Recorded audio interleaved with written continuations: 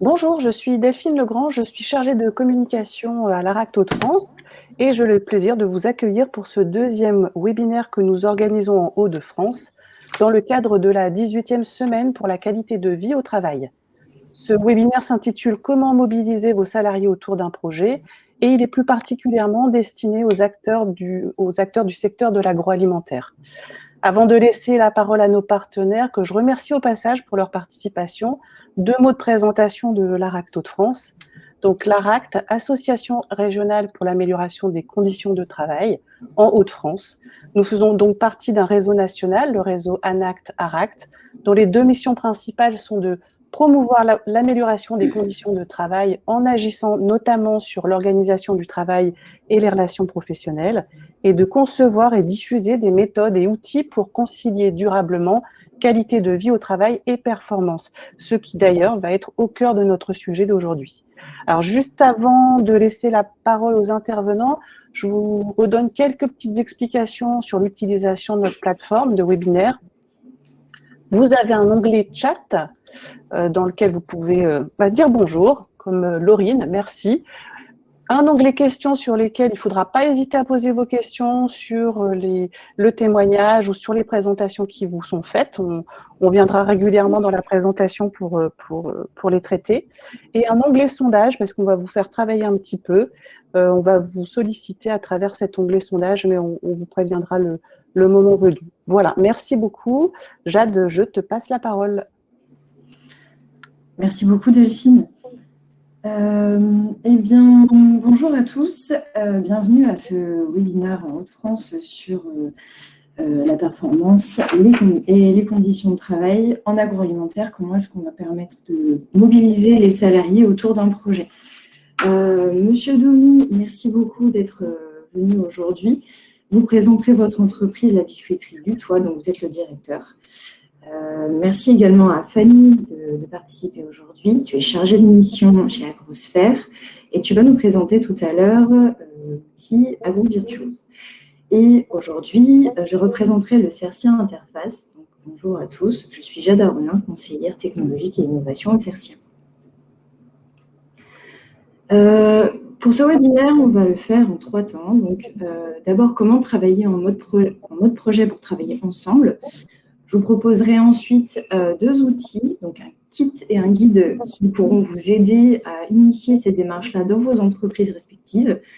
Et nous aborderons également les témoignages de la Biscuiterie du Toit et d'Agrosphère.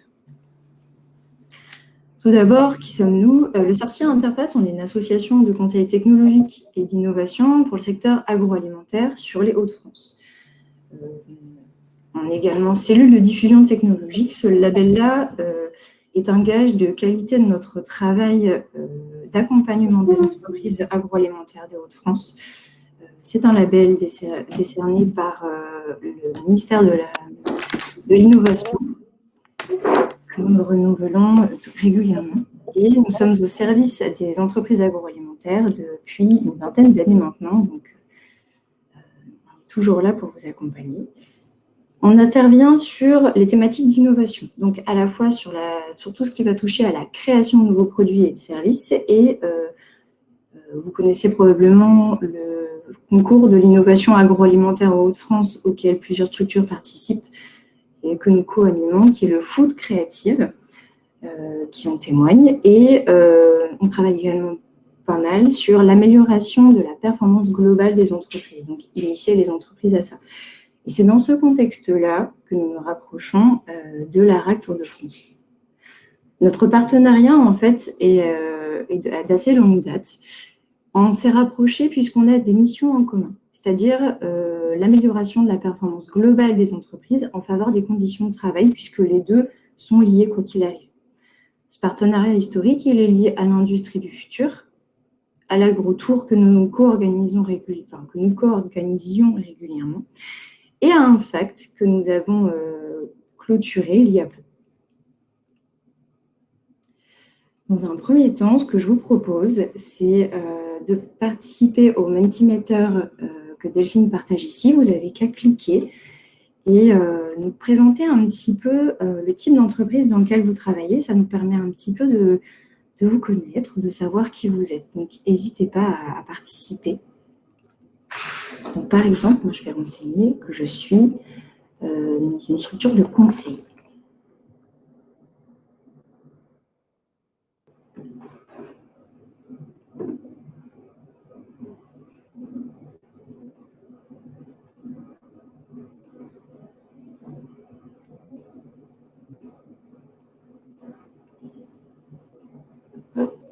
Et ce qu'on peut voir ici, c'est que, en fait, vous venez quand même d'horizons très différents. Je vois des associations, des structures de production agro, des centres de conseil aussi.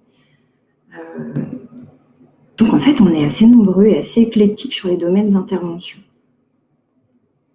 On se laisse encore quelques instants pour voir.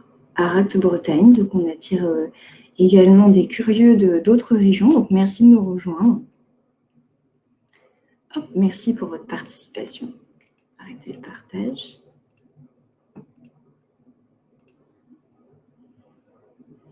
Une deuxième question que j'avais envie de vous poser aujourd'hui, c'est pour vous travailler en mode projet, puisque c'est le sujet, qu'est-ce que c'est? À quoi ça correspond? Donc, vous pouvez rejoindre l'onglet sondage qui est en haut à droite de votre écran, à côté des onglets chat et questions, et renseigner le sondage qui vous est proposé. Donc, pour vous, qu'est-ce que c'est? On se laisse quelques instants pour participer. Et on peut constater que je vais vous laisser encore un petit peu de temps pour répondre déjà.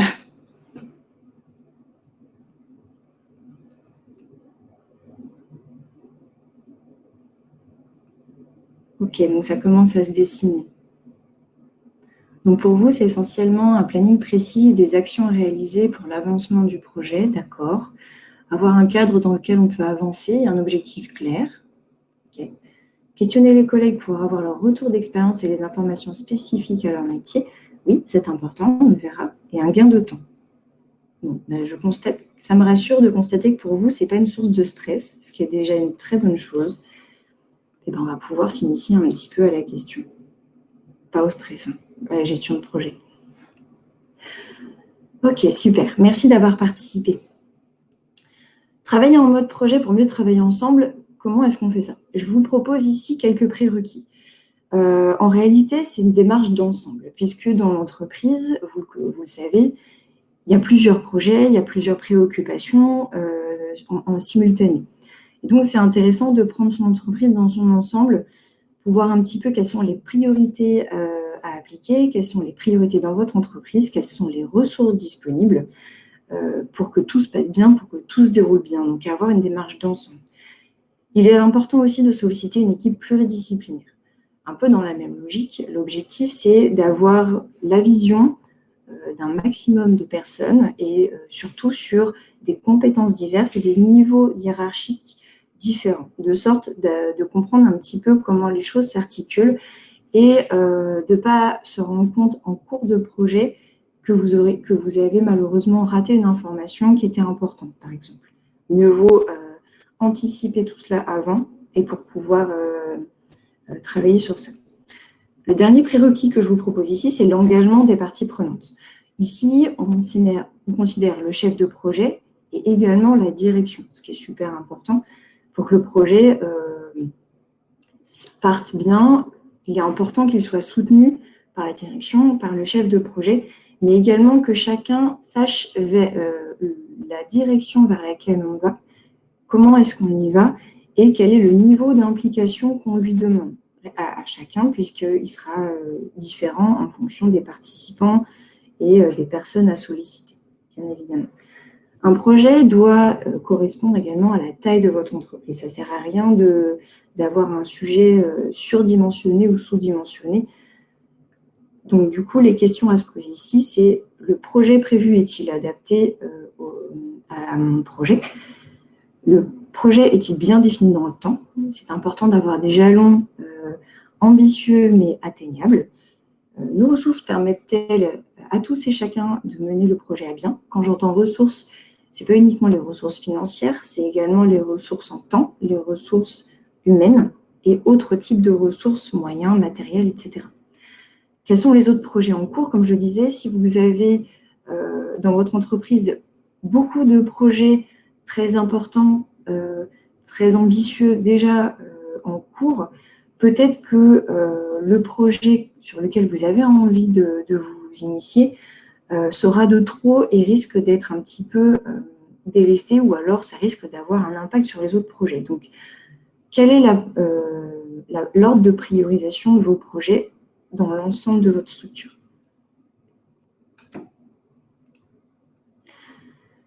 En fait, l'intérêt du mode projet, quel est-il? Quels sont-ils?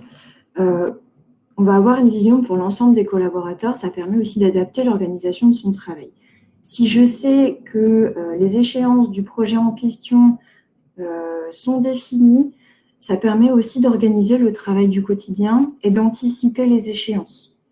Ça permet également de réduire les sources de stress, puisque si je sais m'organiser pour le travail que je dois réaliser, et si j'ai une vision et que je sais comment atteindre mes objectifs, c'est beaucoup plus rassurant.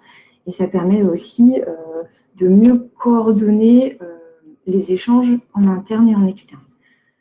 Ça permet également de favoriser la fédération des équipes autour du projet. Ça peut être un sujet. Et ça permet également de viser l'exhaustivité et de gagner du temps sur la préparation.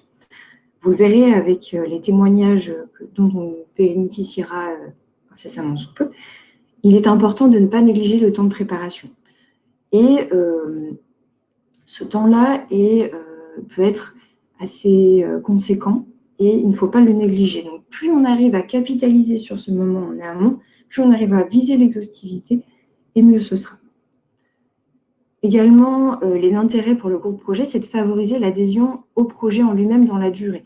Comme je disais, certains projets peuvent être parfois un petit peu lourds, parfois conséquents, et c'est important de garder l'adhésion au projet sur la durée. Ça permet également de faciliter le travail de relevé des besoins, puisque l'équipe projet va avoir besoin d'interagir au sein du groupe projet, mais également avec les autres collaborateurs de votre entreprise. S'ils ne sont pas au courant, s'ils sont réfractaires à votre projet, par exemple, si la communication n'a pas été suffisante en amont, le travail de capitalisation et de relevé des besoins sera plus difficile. Et également, pour le gros projet, bien préparer le projet en amont permet de réduire les sources de stress. Ce que je vous propose, c'est de travailler sur un kit ici qui sera mis à disposition par la suite du webinaire. Donc, on vous enverra un lien pour le télécharger. C'est un kit qui a été réalisé suite à un travail en collaboration avec la RACT Hauts-de-France. L'objectif, c'est ici de vous proposer un support pour lancer votre projet, quelle que soit sa nature, quel que soit son dimensionnement. L'objectif ici, c'est d'avoir un certain cadre pour échanger avec le groupe projet, créer le groupe projet en premier lieu, mais par la suite pouvoir échanger et bien identifier les objectifs et le dessiner en amont. Il résulte en fait d'échanges, de témoignages avec les entreprises qui ont participé au FACT, donc en collaboration avec la RACT Hauts-de-France. Vous aurez leurs témoignages dans le kit ici. Donc, ici, vous allez avoir les vidéos de témoignages de retour d'expérience des entreprises qui ont participé à ce FACT liés au kit. Donc, vous pourrez en user, en abuser. C'est bien l'objectif. Également, nous vous proposons, avec une cible un peu plus précise, un guide qui vous permettra de préparer l'intégration d'un outil numérique au sein de votre entreprise. C'est également un guide qui résulte de témoignages et de retours d'expérience d'entreprises qui ont mis en place des outils de pilotage de la gestion de production en agroalimentaire dans leur entreprise, type ERP, mais pas seul outil. L'objectif ici, c'est de vous aider à structurer les projets, inciter l'intégration de tous les acteurs dans les réflexions et solliciter un regard extérieur, c'est très important. Qu'est-ce que vous saurez une fois que vous aurez consulté ce guide-là? C'est comment est-ce qu'on fait pour mettre en place une démarche participative, donc se mettre en mode projet. Les grandes étapes de mise en place d'un outil numérique qui résulte en fait des bonnes pratiques qu'on a pu identifier dans ces entreprises-là, ainsi que les fiches portraits des acteurs. Ce guide, il est à destination dans l'ensemble des petites et moyennes entreprises qui souhaitent intégrer ce type d'outil-là. Donc, il est téléchargeable dans le chat. Si Delphine, tu peux remettre le lien, s'il te plaît, ou alors directement sur le site de l'ARACT Hauts-de-France ou du CERCIA Interface. Vous pouvez le télécharger, il est libre téléchargeable. Et maintenant, on va passer au témoignage de l'entreprise Biscuiterie du Tour. Et j'invite M. Domi à... Juste avant, Jade, il y a une question dans le chat de Monsieur Barbier sur les composantes quelles sont les composantes dans l'équipe pluridisciplinaire, tu sais, dans les prérequis. Est-ce que tu pourrais développer un petit peu, juste avant que Monsieur Domi prenne la parole? L'équipe pluridisciplinaire, dans l'idéal, elle doit être composée d'un représentant de chaque service de votre entreprise et également d'une personne, si possible, plus administrative et d'une autre personne qui aura un regard un peu plus terrain. L'objectif, c'est d'avoir un regard d'ensemble et je profite de votre question pour ajouter qu'il est important aussi de solliciter les services de santé au travail et les représentants du personnel, lorsque la taille de votre entreprise le permet. Mais c'est important aussi d'avoir leur regard pour assurer le bon déroulement du projet. J'espère que je réponds à votre question. Est-ce qu'il y a d'autres questions avant qu'on passe au témoignage de Monsieur Domi? Non, pas pour l'instant. Super. Hop, ouh là là, je vais beaucoup trop vite. Eh bien, Monsieur Domi, je vous remercie de votre participation et je vous laisse présenter votre entreprise et votre mode de management. Très bien, bonjour à tous. Tout d'abord, je ne suis pas là pour donner une leçon, je suis là pour partager une expérience qui est propre à notre entreprise, à l'état d'esprit, je dirais, de notre équipe et surtout de son dirigeant. Parce qu'une équipe, c'est avant tout un leader, c'est un dirigeant et un leader. Donc nous, qui sommes-nous? C'est moi qui fais avancer le slide? Ouais, super. Nous sommes producteurs de prêts à garnir et de pâtes techniques pour les professionnels des métiers de bouche. Donc on est essentiellement des fabricants on transforme de la farine et de la matière grasse en produits techniques pour faire de la pâte feuilletée que l'on transforme en vol-au-vent, en fond de tarte, en mini-fond pour faire des petits fours. Et on a des diversifications vers des produits. Je reviens en arrière parce que comme j'ai différentes présentations, j'ai plus ou moins le choix. Donc sur des produits, je dirais, semi-transformés que l'on vend aux industriels et à l'export de par une qualité qui est top. La qualité, elle est liée à un savoir-faire et un savoir-faire, il est lié à des hommes.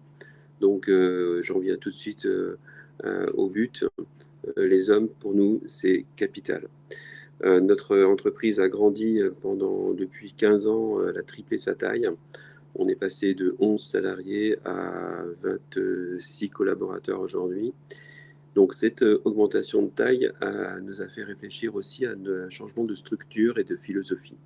Au départ, quand j'ai repris l'entreprise en 2006, j'avais un état d'esprit un peu plus, je dirais, directif, c'est-à-dire c'est moi qui pensais et c'est les autres qui, c'est pas exactement comme ça, mais qui exécutaient. Je suis assez caricatural. Mais avec le temps, j'ai été obligé, je dirais, de m'adosser sur des compétences intermédiaires pour déléguer. Et c'est au cours de choix, de délégation, qu'on s'est rendu compte que le mode directif ne fonctionnait pas forcément pour que chacun s'épanouisse. Donc, alors, je vais juste avancer un petit peu dans la présentation. Voilà, donc on transforme de la farine en pâte. Donc ça paraît simple, mais c'est super technique. Et le savoir-faire, pour nous, c'est capital. Je dirais que, comme dans beaucoup d'entreprises, mais pour nous tout particulièrement, la masse salariale représente 35% du chiffre d'affaires. Donc, la masse salariale, je dirais que les opérateurs sont responsables aussi d'une grosse partie de la performance, donc de la marge. Et ce n'était pas l'objectif initial. L'objectif, c'était vraiment on s'est rendu compte que en prenant des encadrants qui venaient de l'automobile, des gens qui étaient très structurés, très méthodiques, on avait introduit une philosophie de travail de type contrôle, encore plus forte que ce qui existait. Et en fait, on a perdu en autonomie, on a perdu en qualité, on a perdu en qualité de vie au travail. Et de là, on a réfléchi. Donc la personne en question, est-ce que c'était une personne, ne s'est pas plus chez nous, parce que la structure ne lui convenait certainement pas, mais lui aussi ne convenait pas à la structure. C'est toujours, quand il y a un problème, c'est toujours deux pôles, un plus, un moins, mais les deux sont responsables de l'étincelle. Donc, on a réfléchi avec les salariés, on s'est mis un petit peu autour d'une table. On a dit qu'est-ce qu'on fait, parce c'était pas le premier échec de management qu'on avait opéré, qui était plutôt du style, je dirais, directif. Donc on a réfléchi, et ce qui est ressorti, c'était le manque de communication. Et ce mot est capital. Et à partir du moment où la direction est favorable à ouvrir la communication avec ses salariés, eh bien, il faut mettre en place les méthodes, les systèmes qui permettent je dirais, de faire communiquer les salariés. Donc on est au début, à l'époque, en 2015, 2013, on était beaucoup plus sur un mode inspiré par l'entreprise libérée. Alors là, je peux vous dire qu'on a testé, on était parti sur ce mode, mais on en est revenu, parce que dans nos structures plus industrielles, avec des cultures, des histoires, des attentes différentes des salariés, le mode libéré, il faut l'oublier, parce que les gens, dans libéré, ils attendent quoi? La liberté pour choisir leurs horaires, pour choisir leurs congés, pour choisir... En fait, c'est très égoïste. Donc, on en est venu à une structure beaucoup plus co-élaborative, c'est-à-dire le principe de base a été de dire on va donner les moyens à toutes les personnes qui souhaitent progresser de progresser. Et cet axe a été choisi. Donc là, je cite justement la problématique qu'on a eue. On a formé des boulangers pour devenir des chefs d'équipe. On a fait grandir les personnes. On a recruté un cadre qui avait un profil très structuré qualiticien, et après 6 mois, on s'est rendu compte de l'échec. On a vraiment même eu une inflexion au niveau du chiffre d'affaires et de la rentabilité. Donc on a communiqué. La communication s'est traduite par une chose très claire. Les ateliers dans lesquels chaque équipe était autonome, recevait des consignes de production. On a créé un point 5 minutes quotidien au cours duquel le responsable d'atelier, qui est devenu le leader, avait pour mission a pour mission de faire état de ce qu'il a fait, de ce que l'équipe a fait par rapport à l'attendu, des problèmes qui ont été rencontrés dans l'équipe. Et là, on a commencé à se rendre compte que ça fonctionnait bien. C'est-à-dire que des opératrices à qui on n'a jamais demandé rien du tout se sont exprimées sur leur mal de dos parce qu'elles étaient en bout de ligne, elles étaient obligées de se baisser pour ramasser leur plaque de réception de produits. Donc de là, on a cherché des solutions, on a posé le problème, on a appris à trouver des solutions envisageables, on a mis en place des plans d'action pour résoudre le problème. Le cas que je vous citais, c'est traduit par exemple par monter simplement les pieds de la table de plaquage de 40 cm, de manière à ce que la plaque soit à hauteur du torse, enfin de la taille, et les personnes n'ont plus à fléchir, donc elles se fatiguent beaucoup moins. Donc c'est des solutions simples, mais qui permettent aux salariés d'améliorer leurs conditions de travail. Donc ce test, le premier test qu'on a mené a été concluant. Donc de là, on est allé vers de l'expérimentation. En fait, on s'est rendu compte d'une chose, c'est que la parole s'est libérée. Les personnes ont appris à dire ce qu'ils pensaient, à dire ce qu'ils voulaient, à exprimer leurs mots, MAUX, et à engager une démarche d'amélioration continue. Et c'est impliquer chacun dans cette démarche. Et je vous citerai l'exemple qu'on a aujourd'hui même. Aujourd'hui, on est en interruption technique. parce qu'on fait des travaux d'agrandissement. Donc, on avait des transferts de groupes de froid et de climatisation. Donc, on en a profité pour réunir, gérer les équipes, notamment de conditionnement, qui sont en train, là, sur le gazon, de réfléchir sur leur nouvel atelier de conditionnement et d'écrire à partir des exigences techniques, hein, qui sont des faits, mais d'écrire, je dirais, les futures procédures de leur atelier. Comment ça va se passer, les enchaînements, est-ce que c'est réaliste, qui fait quoi, les outils de communication qui vont être mis en place, un tableau de communication par exemple. Enfin voilà, elles sont en train de travailler, on va faire le point au terme de cette vision, on ne l'a pas fait exprès, ça tombe tout à fait par hasard, autour d'un buffet pique-nique qu'on organise, et on nous relater, nous faire état de la synthèse de leurs discussions, de leurs échanges, pour nous dire, ben voilà, nous on aimerait ça. Et ben nous, on est arbitre. On va voir si c'est réaliste, si l'investissement, ils vont nous demander des investissements dans des machines, des choses, des convoyeurs, des choses comme ça, si c'est réaliste par rapport au projet de l'entreprise, et si ça l'est, il y a de grandes chances que ça le soit, d'investir pour satisfaire leurs souhaits. Alors je continue, parce que quand je commence à parler, je suis très loquace.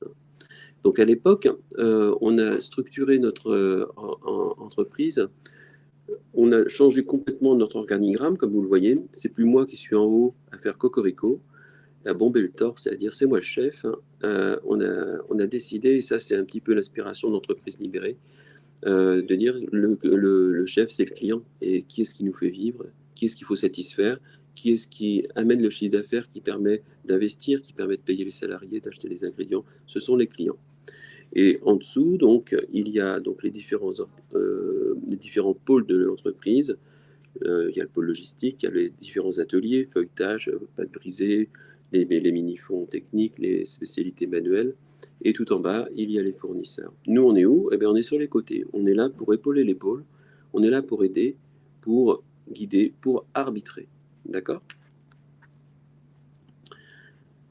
Donc la transformation de l'entreprise, on s'est rendu compte que c'est une forme d'initiation. C'est-à-dire que elle est basée sur trois grandes thématiques qu'on a mis en place très vite.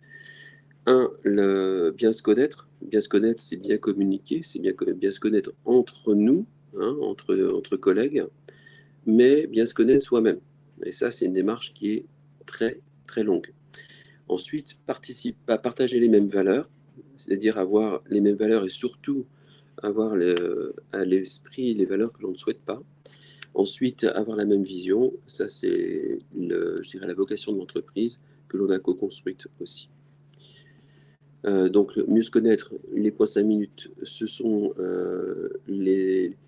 je dirais, les maillons indispensables, la charnière indispensable de cette démarche. La communication, c'est vraiment le fer de lance de la stratégie de l'entreprise en matière je dirais, à la fois de bien-être, mais de coélaboration, hein, de co-construction de tout ce que l'on fait. Les points 5 minutes, l'année dernière, avec le Covid, on a plus, je dirais, des préoccupations plutôt économiques, on les a un petit peu abandonnées. Et on s'est rendu compte à l'occasion d'une étude que l'on a faite avec un organisme extérieur pour mesurer le bien-être de l'entreprise, bien-être fondé sur les trois axes qui sont physiques, mental et social. Donc on s'est rendu compte que notre niveau était déjà pas trop mal, il est autour de 70% dans les trois éléments. Le physique est bien sûr un peu plus pénalisé dans notre entreprise où on est quand même, on travaille manuellement, on manipule de la pâte, on travaille dans le chaud, dans le froid, donc c'est pas forcément super simple pour tout le monde. Mais il est ressorti à l'occasion de cette audit que le manque de communication qui avait été vécu dans l'année précédente faisait, je dirais, il fallait mettre le doigt dessus, quoi. Et surtout reprendre cette démarche à la fois des points 5 minutes qui étaient redemandés par les salariés, des moments conviviaux réguliers au cours desquels on informe sur la vie de l'entreprise, son évolution, la vie des clients, les problématiques aussi, et des événements annuels qu'on n'avait pas fait l'année dernière à cause du Covid, qui sont redemandés. Donc là, on organise pour la période pré-vacances de nouveau un barbecue géant co-organisé par les salariés. Les valeurs, donc là, on a aussi passé une demi-journée avec les équipes pour élaborer, ça c'est en 2015 ou 2016, élaborer les valeurs qui étaient bannies, de l'hypocrisie, le manque de respect, des valeurs qu'on rencontre encore, évidemment, on ne les a pas totalement éliminées. Les valeurs à améliorer qui sont l'entraide, l'écoute, la fierté de ce que l'on est, parce qu'on travaille avec le Japon depuis 5 ans maintenant, donc on a une certaine fierté, une grande fierté des produits qu'on fabrique. Et ça, d'une entreprise qui était qualifiée il y a 15 ans de Zola, on est venu à une entreprise où il est dur de travailler, c'est clair, mais c'est passionnant, on fait des super produits pour des clients qui nous apprécient. Les valeurs à préserver, donc c'est la bonne humeur. On essaye évidemment d'avoir tout le temps le sourire, de l'énergie, ce qui n'est pas tous les jours évident, il ne faut pas se le cacher. Le respect des autres, le travail d'équipe, la qualité des produits et la qualité de travail aussi qu'on tend à améliorer. Et les valeurs idéales, la vision partagée, la confiance totale, qui est quelque chose qui se gagne avec le temps. Évidemment, l'argent, ça, on ne peut pas non plus l'exclure dans nos métiers qui sont des métiers où on ne s'appelle pas L'Oréal ni aérospatial, on ne peut pas payer excessivement cher nos salariés, donc il faut qu'ils aient une contrepartie en termes de bien-être dans leur travail. Avoir les mêmes rêves, donc ça c'est une journée complète qu'on a passée en 2016, donc maintenant 5 ans, pour élaborer, je dirais, la vision partagée de l'entreprise. Alors là, enseignement, en bon ingénieur, au terme de cette journée, au cours de laquelle on avait parlé des petits cailloux dans la chaussure de chacun, de ce qui va bien, de ce qui ne va pas, on a rempli des paperboards. Et au terme de ça, j'ai fait la synthèse, je dis bien j'ai fait la synthèse pour faire une phrase qui faisait 5 ou 6 lignes, dont je ne me rappelle même plus, qui était très théorique, et on l'a affiché, mis dans les feuilles de salaire, on l'a partagé, etc. Au bout d'un an, lors des entretiens annuels, j'ai fait l'expérience de faire relater, restituer cette vision. Personne n'était capable de la restituer dans son intégralité. Il y a quelques mots qui ressortaient, qualité, progression, s'améliorer, etc., qui revenaient régulièrement. Et en fait, je me suis rendu compte que je n'avais pas traduit avec les mots de nos salariés, je dirais, la vision de l'entreprise. Donc on a retravaillé dessus et on en est venu à quelque chose que maintenant on se rappelle. Tout le monde se rappelle tout le temps. Vous pouvez demander à n'importe qui aujourd'hui quelle est la vision d'entreprise. Tout le monde vous répondra au tac au tac. Toujours être au top, chef. Et c'est pas chef, monsieur, pour toujours plus de clients heureux. Parce qu'il n'y a pas de chef théoriquement. Mais il faut quand même un arbitre. Je passe. Donc déjà des résultats. Ce qui ressort vraiment chez nous, c'est que la plupart des salariés, sachant qu'on n'arrivera jamais à satisfaire 100% des salariés, on n'est pas dans le monde des bisounours, mais on a tout de même une bonne partie des salariés qui sont engagés. Tous nos leaders, on a un groupe, par exemple, de salariés qui représentent le personnel. On a provoqué, en accord avec les salariés, une carence du CSE, mais par contre, on a 7 représentants des salariés, un représentant volontaire de chaque équipe, qui fait partie d'une équipe qui s'appelle la Team Abeille, qui se réunit tous les mois pour converser avec la direction des problématiques de la vie de l'entreprise, des projets que l'on élabore. Par exemple, on est en travaux aujourd'hui, on avait prévu faire une extension de bureau, ça coûtait, en plus de tous les travaux qu'on faisait, extension de bâtiments, achat de matériel, etc., un peu cher, on a décidé de ne pas les faire. Par exemple, mais par contre, agrandir les bureaux, c'était faire une super salle de pause avec tout ce qu'il fallait pour se reposer. Et donc, ça veut dire qu'on ne pouvait pas la faire. Et donc, en discutant, on s'est dit, non, on va quand même la faire. Et est venue l'idée avec les salariés de faire un chalet à l'extérieur. Donc, on a fait faire la plateforme par les sociétés de terrassement. Donc, ça ne nous a pas coûté très cher. Et on va acheter un chalet qui va être la salle de pause pour les salariés. Et c'est eux, on va leur donner un budget, qui vont l'aménager avec une kitchenette, on est en train de voir avec la société qui nous accompagne sur le bien-être, avec des cocons pour faire des micro-siestes. Voilà, ils sont en train de co-construire leur salle de pause.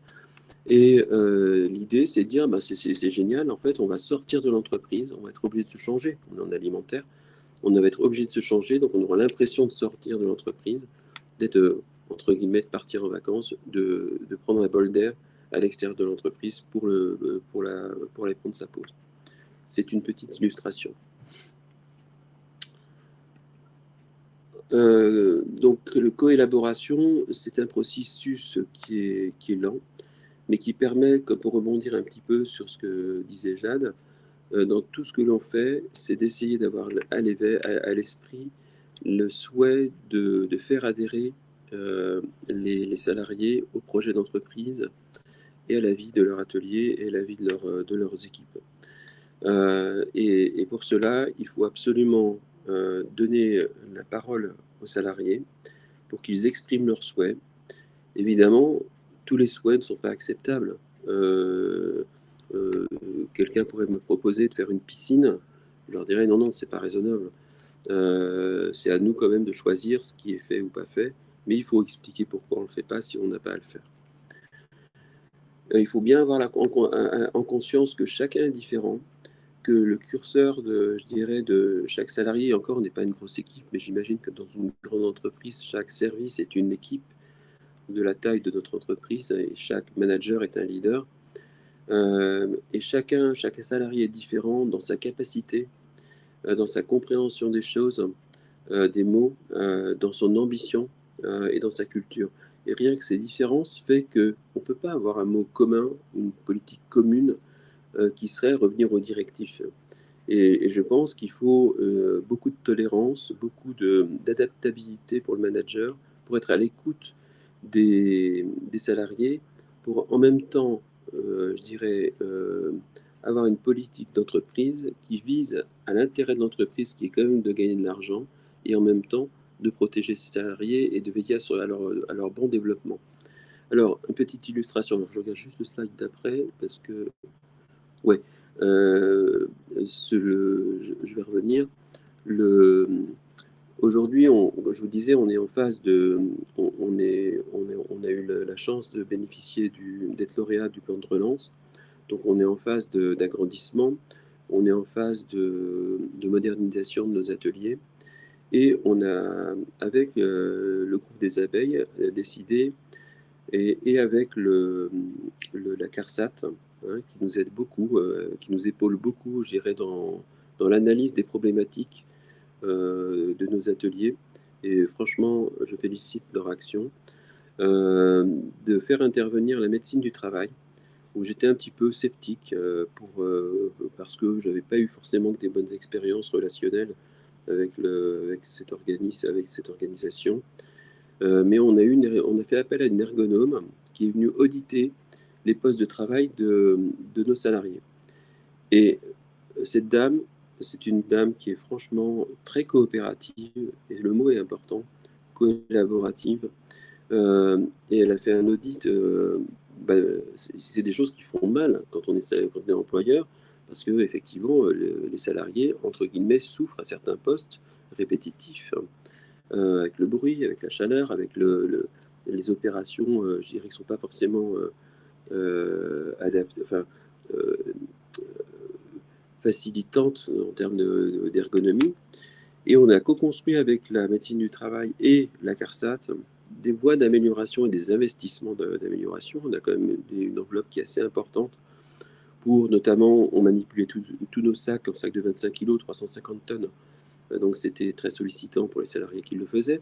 Donc là, on va investir dans un silo, une station Big Bag avec des transferts pneumatiques qui vont complètement éliminer toutes ces tâches physiques. On va avoir plus de place, donc tous les chariots de cuisson, on n'avait que quelques-uns. Il y a des transferts de plaques en permanence, donc là on va investir dans le nombre de chariots nécessaires. On achète une cinquantaine de chariots de cuisson qui vont nous permettre d'éviter les manipulations de plaques en permanence. On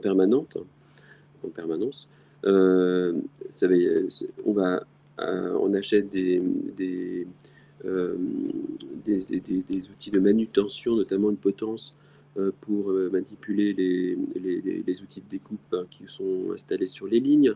On a des chariots, un élévateur de pâtes pour alimenter des machines pour éviter que les salariés jouent au basket toute la journée à balancer la patte dans la trémie qui est en hauteur et qui, effectivement, on ne s'en rend pas compte quand on achète la machine. Mais quand on écoute les mots de certaines personnes, notamment des femmes qui ont un certain âge, ben c'est sollicitant, quoi. Donc, tous ces investissements vont permettre effectivement de favoriser, d'améliorer, je dirais, les conditions de travail de nos salariés. Et pour aller plus loin encore,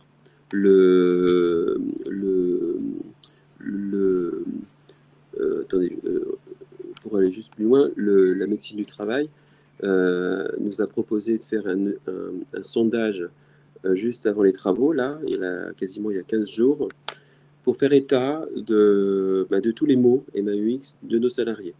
Maux de tête, bruit, fatigue, mal au dos, mal au bras, etc. Et donc les investissements vont avoir lieu d'ici la fin de l'année. Et l'année prochaine, on va refaire le même sondage pour faire un état des lieux du résultat des investissements qui ont été faits. Voilà. Je ne sais plus combien j'ai de temps pour parler, parce que je pourrais parler toute l'après-midi. Donc, en synthèse, la collaboration, c'est un lent processus de transformation. Et en fait, je me rappelle, j'ai travaillé avec monsieur Isaac Gates.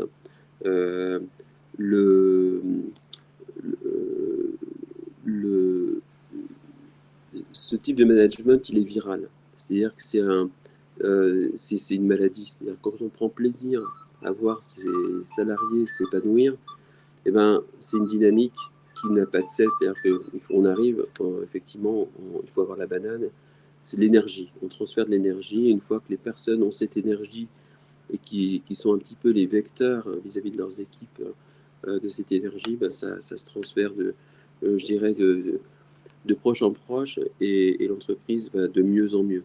Évidemment, le monde idéal n'existe pas. On tend vers, il faut donner les moyens, mais surtout, il faut avoir la philosophie. Aujourd'hui, on considère qu'on a à peu près 2/3 de nos salariés qui sont dans cette dynamique. C'est pas toujours facile. On a quelques règles, je dirais, à définir au départ. Tout problème ne doit pas être traité par soi-même. Il faut toujours l'utiliser comme un moyen, une opportunité. Un problème, aujourd'hui, c'est une opportunité. Il y a 15 ans, j'aurais jamais pu faire cette visio, par exemple. J'aurais eu 5 personnes qui seraient venues me poser une question sur un problème qu'ils rencontrent dans leurs ateliers. Aujourd'hui, c'est moins le cas. J'en ai un, parce que là, on a plein d'intervenants qui viennent pour mettre en place des machines. Donc, j'ai quelques sollicitations, mais je ne réponds pas. Hein, donc, ils vont se débrouiller. Parce qu'ils ont les règles, ils ont les valeurs de l'entreprise pour faire le choix à ma place. Questionner en permanence pour provoquer la réflexion et provoquer le dialogue, c'est une autre règle. Le respect, c'est une base fondamentale. Respect de la qualité du travail, respect des règles qu'on co-construit. Parce que les règles, il s'agit de les co-construire pour les faire adhérer auprès de chaque salarié. Une fois adhérées, je dirais, sont beaucoup plus facilement appliquées et respectées. Respect des autres, respect du client. Le respect, c'est un mot super important pour nous derrière la communication. Et tout dysfonctionnement récurrent doit faire l'objet de l'établissement d'une fiche savoir et devoir. Donc ça contribue à co-construire, je dirais, la loi d'entreprise. C'est-à-dire que là, par exemple, on se rend compte quand on fait rentrer des nouveaux entrants sur certains postes, la communication passe pas bien. Donc, pof, on fait une fiche savoir sur le laminage.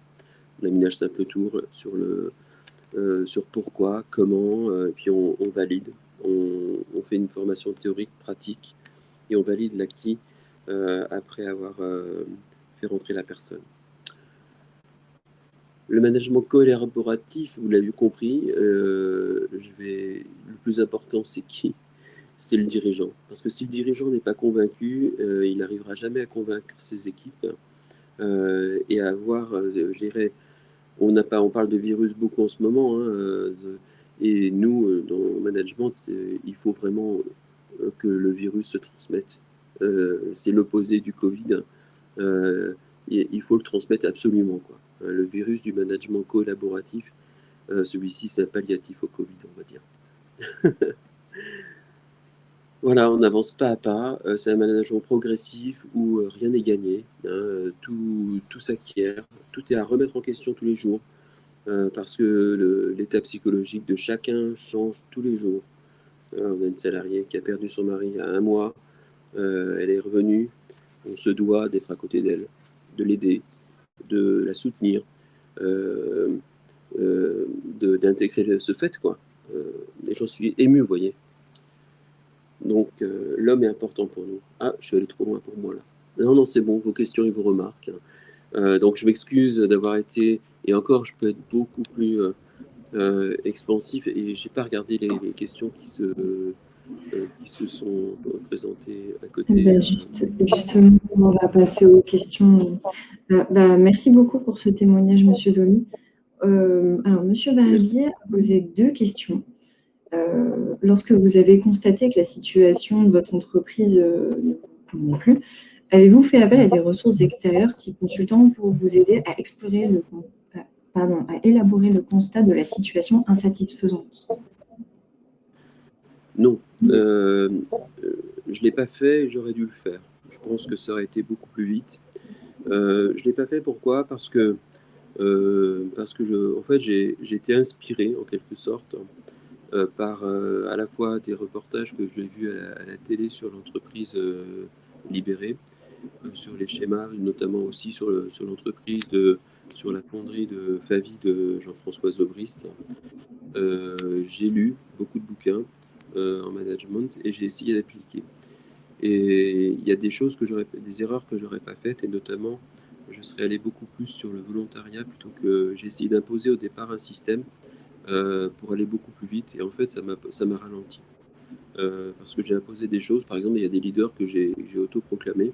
Mais le jour où j'ai rencontré des problèmes, où il y a eu des problèmes, ils ont été bien en bien de me dire, écoutez, Monsieur Domi, j'ai jamais demandé à être leader. Donc, ne cherchez pas à ce que je sois responsable du problème. Alors que si la personne avait été volontaire, elle aurait été beaucoup plus partie prenante de la problématique et j'aurais pas rencontré certains problèmes. J'ai été aidé aussi pas mal par Isaac Getz, que j'ai eu la chance de rencontrer, de connaître, qui m'a inspiré. Franchement, c'est quelqu'un de génial. Jean-François Zobrist aussi, que j'ai eu l'occasion de rencontrer.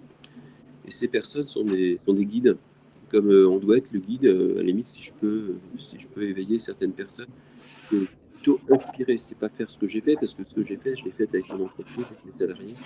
Et chaque entreprise est tellement différente, et chaque personne est tellement différente. Ma façon d'être est complètement autre que mes collègues des autres entreprises d'agrosphère qui partagent beaucoup de valeurs, beaucoup de nos valeurs. Donc voilà, je me suis pas trop fait aider, mais j'aurais dû le faire, si je puis. D'accord. Très très rapidement, une dernière question. Quelles sont les améliorations perçues par les collaborateurs depuis ce projet? Que mettez-vous en œuvre pour entretenir cette dynamique d'engagement des salariés dans la réussite de l'entreprise? On te laisse 1 minute pour répondre. Alors, ce qu'on met en œuvre, en fin de compte, on se rend compte que c'est ce qu'on a. Plus on avance dans un système managérial, on expérimente en quelque sorte. Et on est souvent parfois déçu par certaines choses que l'on met en place, donc on les abandonne. Et puis on se rend compte qu'il faut les remettre en place, notamment les points 5 minutes. Il y a certains leaders, ça les barbait les points 5 minutes. Pour eux, c'était du temps perdu sur leur temps de travail, sur leur performance. Donc ils finissaient par ne plus le faire. Et on s'est rendu compte que ça devient un axe de leur fiche de poste. Une obligation aujourd'hui, c'est de tenir un point 5 minutes, d'en faire un compte rendu et de rendre compte sur le point 5 minutes, en fait. Donc ce qui permet d'entretenir le système, cette dynamique, c'est la communication. Hein, là, par exemple, dans le cadre des travaux, c'est un sujet où on a de l'argent pour investir, etc. Là, les personnes sont en train de réfléchir, de s'exprimer, elles sont ensemble. Il y a le leader du groupe, mais il n'y a pas la direction, vous voyez. Et la direction, ils vont nous faire part de leur réflexion. Et ça, c'est un petit peu sauter en parachute. On ne sait pas ce qui va tomber de cette réunion. Hein. Donc c'est l'énergie, je pense, pour maintenir la dynamique. Il faut en permanence réfléchir à ce qu'on... Et la communication, c'est la base de l'entretien du système. Eh ben, c'est une belle leçon que vous nous proposez aujourd'hui. Merci beaucoup. Non, mais c'était surtout pas une leçon que je voulais donner. Hein. Ah, c'est une inspiration. Et si jamais, parmi les personnes qui écoutent, il y a des questions ou quoi, qui n'hésitent pas à nous appeler, hein, Biscuiterie du Toit, SAS du Toit, à Bohain, Vermandois, une ville très renommée et connue mondialement. Il reste une question dans le chat, mais vraiment rapidement, Monsieur Domi. Oui. Catherine Ricolo qui demande si vous avez développé significativement votre CA et votre rentabilité. Vous avez 1 minute. Oui. Alors, vraiment, c'est l'excès de confiance nous a amené à une dégradation de notre rentabilité. Hein, c'est-à-dire que l'excès de liberté dans la mise en place de notre management nous a permis de progresser. Bon, chiffre d'affaires, c'est la relation client, donc le client est content, donc on continue à progresser. Par contre, la rentabilité, c'est complètement l'effet induit de la bonne application des salariés. Et l'excès de confiance nous a fait dériver à un moment donné au moment de la hausse des matières, etc. Il y a eu des mauvais choix qui ont été faits par les salariés parce qu'ils ont cru faire bien, mais ils n'ont pas bien fait. Donc on a dérivé et on a repris un mode un tout petit peu plus directif en remettant une culture de la mesure en place. Donc on est revenu sur un système un tout petit peu plus directif, mais sans oublier le côté collaboratif. Donc on est revenu un peu en arrière, mais globalement, ce qui est important, c'est qu'on est très vite revenu à un niveau de rentabilité correct. Et dans le futur, le nouveau investissement peut être très correct, hein, grâce à la collaboration. Parce que les salariés vont s'impliquer davantage dans la vie de l'entreprise et dans la performance. Vous voyez ? Donc il y a un effet induit, mais il ne faut surtout pas, et ça c'est mon principe de base, il ne faut pas faire du management partie collaboratif pour faire de la performance. L'objectif, c'est que les salariés se sentent bien. Si on ne fait pas ça, c'est mort. Parce que les salariés, ils ne sont pas cloches. Hein. Si vous mettez en place des choses uniquement pour l'intérêt, en gros, du patron, ils vont comprendre et ils vont se dire non, on va pas jouer ça. Voilà. Merci beaucoup. Fanny, on va parler un petit peu d'AgroVirtuose. Merci beaucoup. Oui, bonjour à tous. Merci pour cette invitation et puis encore merci à Emmanuel Domi qui est, par son témoignage, très inspirant, qui, chez Agrosphère, on l'a vu cheminer au fur et à mesure des étapes et on voit qu'il avance toujours dans le bon sens, qu'il ajuste sa façon de faire en fonction de ses salariés et c'est un... Alors, il ne vient pas dire que c'est un exemple, mais c'est un exemple quand même pour beaucoup d'entreprises, puisqu'il a su se remettre en question plein de fois. Il a douté, il a persévéré et il a embarqué ses salariés dans une aventure complètement innovante. Et je pense qu'aujourd'hui, on a parlé d'évolution du chiffre d'affaires, de rentabilité, mais on n'a pas parlé de turnover. Et je trouve que c'est un indicateur qui est assez important. Et je ne sais pas si Emmanuel, tu peux nous dire si depuis que tu as mis en place cette façon de manager, est-ce qu'aujourd'hui, tes salariés restent plus longtemps chez vous? Oui, on a un turnover qui a nettement réduit. Notre problématique aujourd'hui, et je pense que c'est la problématique de beaucoup de monde, c'est de trouver des salariés nouveaux parce qu'on progresse, donc on recherche des nouveaux salariés. Et le problème, c'est qu'on trouve personne qui veuille travailler aujourd'hui. Donc on compte sur notre attractivité, sur notre marque employeur, l'amélioration de notre marque employeur au travers de notre nouveau mode de management pour attirer de nouveaux talents. Mais c'est pas une partie facile, hein, ça je vous l'avoue franchement. C'est clair. Et alors moi, je vais vous parler, donc je vais vous présenter rapidement Agrosphère. Nous, on est l'association des entreprises agroalimentaires des Hauts-de-France. Notre rôle est assez simple, c'est développer la filière agroalimentaire et l'emploi dans la région. Donc pour ça, on a plusieurs missions. Une première partie qui est sur l'animation du réseau, faire travailler les entreprises ensemble, se connaître, etc. Les informer également. Après, il y a la partie accompagnement des entreprises où on va vraiment être en collaboration avec le chef d'entreprise, écouter ses besoins et essayer d'y répondre au mieux pour lui faire gagner du temps et faciliter ses projets.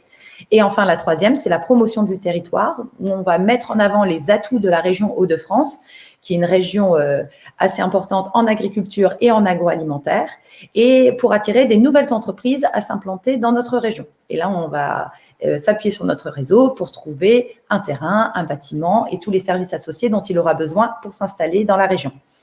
On est une association qui est financée par le Conseil régional Hauts-de-France et également par les adhérents. Aujourd'hui, on compte 273 adhérents, principalement des entreprises agroalimentaires qui sont le cœur de notre réseau, qui représentent 60% de nos effectifs, mais également tous les acteurs qui gravitent autour de la filière et qui peuvent apporter leur pierre à l'édifice dans le développement des entreprises. Donc, ça va aller des centres techniques, des écoles, mais aussi des transporteurs, des conducteurs de travaux, des gens qui font de l'emballage, etc., etc. Donc, moi, je vais vous parler d'un projet collaboratif qui n'est pas dans une entreprise, mais qui est interentreprise. Donc, on est toujours sur ce même principe, répondre aux besoins de nos adhérents.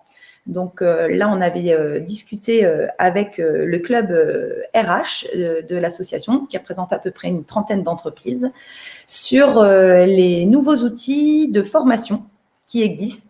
Donc, c'est quelque chose qui remonte à quelques années, la réflexion en tout cas, les prémices.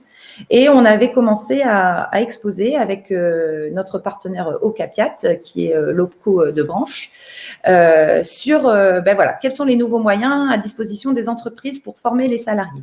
Donc, on a parlé de serious game, on a parlé de réalité virtuelle, on a parlé de jeux, etc., de plein de choses, de webinars, de MOOC, des choses qui étaient inconnues à l'époque, en tout cas pour nous.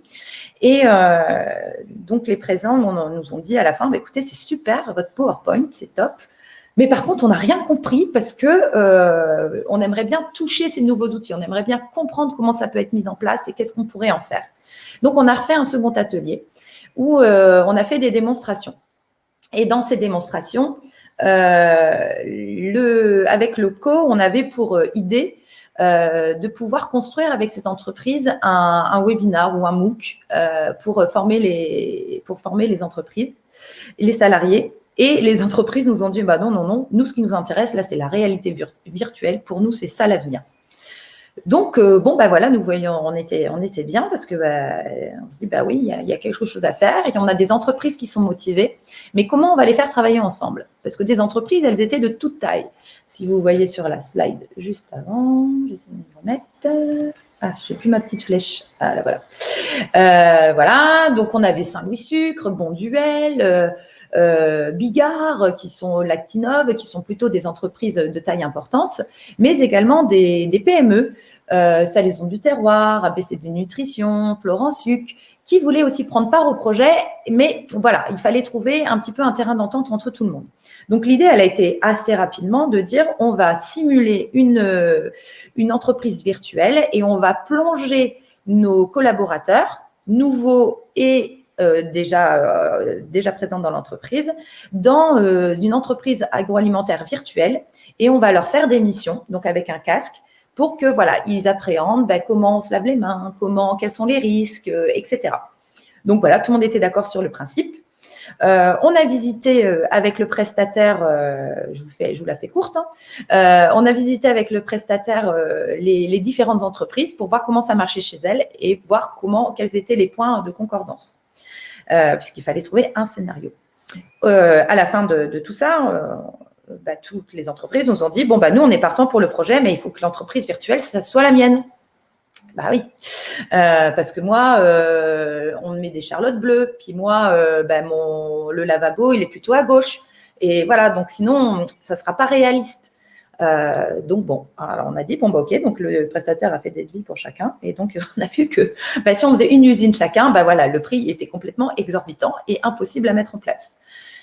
Donc, bon, voilà, est-ce qu'on peut faire quelque chose ensemble? Ah oui, et puis en plus, moi, je suis dans les légumes, moi, je suis dans la viande, donc moi, j'ai un lave-botte, moi, j'en ai pas. Moi, je travaille avec tels horaires. Moi, j'ai un conteneur à déchets qui fait tel tri. Moi, voilà. Donc, on s'est dit, voilà, ça va être compliqué. Donc, une fois, on est parti un petit peu en restant sur notre faim et en se disant comment on va construire quelque chose ensemble. Mais il y avait cette volonté de construire un outil ensemble, un outil qui n'existait pas dans les autres filières. Et ce que nous ont partagé les RH, c'est de dire d'habitude, en agroalimentaire, on attend toujours les innovations des autres filières qui ont les moyens, tels que l'automobile, l'aérospatiale. Et comment nous, on pourrait aujourd'hui être novateurs et innover, sachant que voilà, on avait possibilité de trouver une enveloppe de financement qui nous donne un sérieux coup de pouce dans ce projet. Et donc, on est reparti de la fiche sécurité de chaque entreprise et on s'est rendu compte que finalement, on avait tous les mêmes principes et que c'était beaucoup du bon sens, mais que ce bon sens, il fallait le partager. Et donc, on est arrivé à un programme. Est-ce qu'on va le revoir? Un programme qui était vraiment d'intégrer la réalité virtuelle dans les entreprises pour se former, pour accompagner les collaborateurs, pour leur proposer de nouveaux outils et également qui pouvait être un outil d'attractivité. Donc, sur les sujets,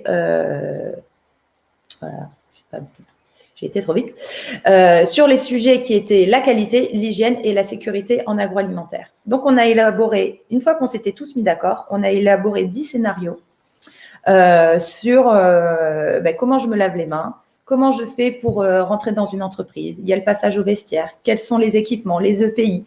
Et puis voilà, donc il y avait différents parcours avec un mode où on peut être guidé.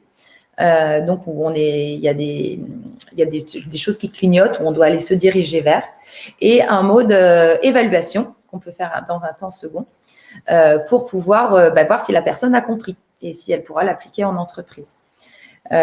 Aujourd'hui,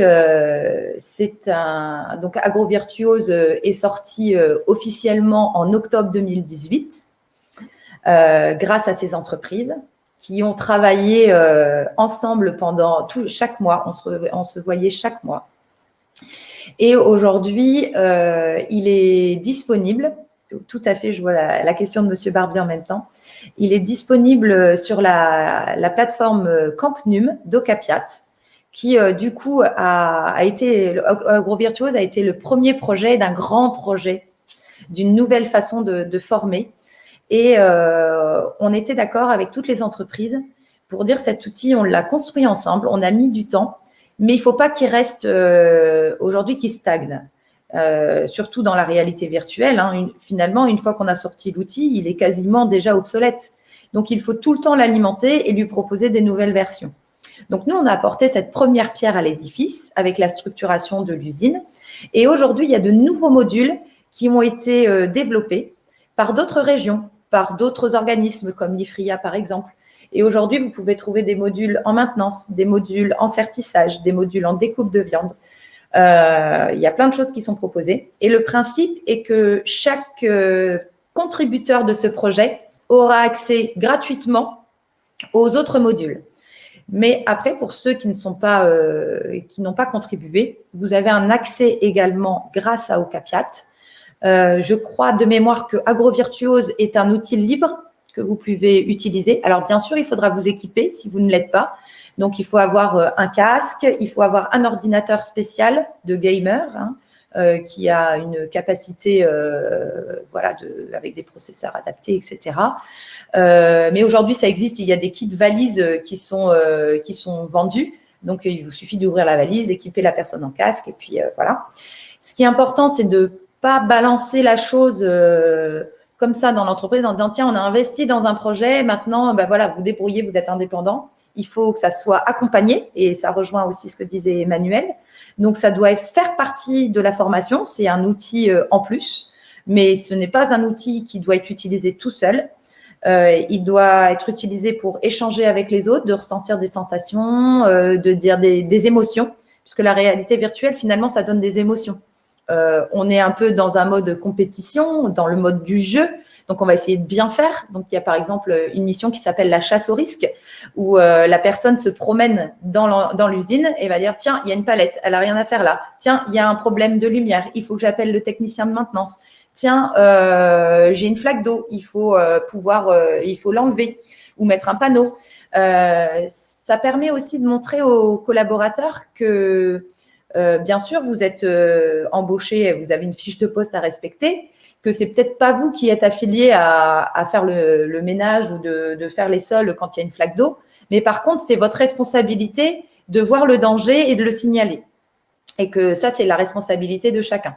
Donc, autres missions qui donnent un petit peu d'adrénaline, c'est l'accident sur ligne. Donc, on est en train de travailler sur la ligne et on voit, hop, la personne se blesse et oh là là, qu'est-ce que je dois faire? Donc, il y a un téléphone. Qui est-ce que j'appelle? Est-ce que j'appelle le correspondant à la santé dans mon équipe? Est-ce que j'appelle tout de suite les pompiers? Est-ce que, voilà, qu'est-ce que je peux faire? Et puis, il y a un temps imparti, donc il faut avoir les réflexes rapidement. Et souvent, cette mission-là, on fait exprès de mettre un temps très court pour que la personne échoue, pour qu'elle se dise, oh là là, la prochaine fois, si un jour ça m'arrive pour du vrai, je sais que je devrais appeler le secouriste du travail de mon équipe. Donc voilà, il y a des réflexes à mettre en place. C'est un projet qui a permis de faire avancer la formation. C'est un projet qui a été hyper enrichissant sur le plan humain. Parce qu'on a travaillé ensemble, donc des entreprises qui ne travaillaient pas ensemble, des entreprises qui étaient parfois concurrentes sur certains points. Et on a pris plaisir à travailler ensemble. Et aujourd'hui, ça ouvre d'autres perspectives sur d'autres projets, d'autres choses. Par exemple, dans cette partie-là, on avait Lactinov et Bigard qui étaient sur le même bassin d'emploi. Et suite à cette expérience, ils ont décidé de recruter ensemble dans une opération collective où jusqu'alors, on pouvait peut-être des fois, les compétences allaient d'une entreprise à une autre. Ils se sont dit, voilà, on a les mêmes besoins sur les mêmes postes, même si nos entreprises sont différentes. Et si on recrutait ensemble? Et si on formait nos nouveaux collaborateurs ensemble? Et ça, c'est c'est la conséquence aussi d'un travail qui a été fait, de se dire, il faut arrêter de travailler tout seul. Il faut travailler dans l'entreprise, il faut impliquer les collaborateurs et on peut aussi s'ouvrir à d'autres entreprises et travailler ensemble. Et ça, c'est vraiment le rôle des réseaux, que ce soit le CERSIA, que ce soit Agrosphère. On est là pour vous encourager à travailler ensemble et trouver des synergies pour aller plus loin, parce que ces projets-là, on ne pouvait pas les faire tout seul parce que le budget était trop important. Et c'est comment se mettre ensemble autour d'une table et construire l'avenir de notre filière, puisque derrière ce projet AgroVirtuose, aujourd'hui, il est national avec Campnum d'Ocapiat et on espère qu'il va aller encore plus loin par la suite. Du coup, je n'ai pas vraiment suivi ma présentation. Donc, il y avait quelques photos, mais je sais que le thème était vraiment aussi de comment on a construit un projet ensemble avec plusieurs entreprises. Là, je vous mets quelques photos à la fin où les entreprises sont venues sur le CIAL, on a fait une conférence de presse, on a fait des démonstrations, elles se sont hyper impliquées aussi pour aller faire des démos à droite à gauche. On a participé à des concours comme le CIAL d'innovation. Donc c'était un projet enrichissant sur tous les points. Et vivement le prochain. Merci beaucoup Fanny pour ton témoignage. Moi j'ai remarqué de ce que tu décris que en fait l'ensemble du processus ne s'est pas fait en un clin d'œil. Ah non. Mais on a été très réactifs. Mais vous avez été très réactifs, mais malgré tout, je constate que la phase de préparation, notamment, a été assez longue, mais assez intense, je pense, pour vous. Si tu veux, on a commencé le premier atelier de sensibilisation en avril 2017, sachant qu'on n'avait pas l'idée d'aller sur ce projet-là. Ça a démarré vraiment avec la création du groupe de travail en octobre 2017. Et en octobre 2018, un an après, sachant qu'il fallait tout construire, le projet est sorti, au moins la première version dans les entreprises.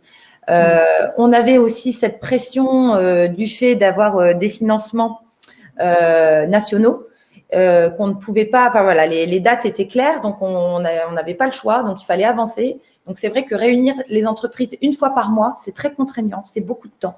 Mais elles l'ont fait avec beaucoup de passion et ça a été top. Et c'est vrai que la réalité virtuelle aujourd'hui, elle permet de former et de mettre en situation des choses qu'on ne peut pas vivre en formation. Quand on voit les risques de découpe, voilà, on dit attention, si vous faites ça, vous allez vous couper. En réalité virtuelle, on peut simuler vraiment la coupure. Alors même si la personne ne ressent pas la douleur, elle voit des gouttes de sang, tout ça. Elle dit oh là là, mince, et en plus j'ai perdu parce que du coup je suis mort. et ça fait sens et ça fait écho. Et voilà, le truc, c'est qu'il faut travailler ensemble pour construire et faire des projets finalement qui sont encore plus aboutis que si c'était avec une seule entreprise. Bon, moi, ce que je retiens de vos 2 témoignages ici, c'est que vous avez des objectifs clairs, que vous avez emmené avec vous les équipes dans vos projets, que malgré tout, il y avait des échéances à respecter dans la plupart des cas et que c'est très important.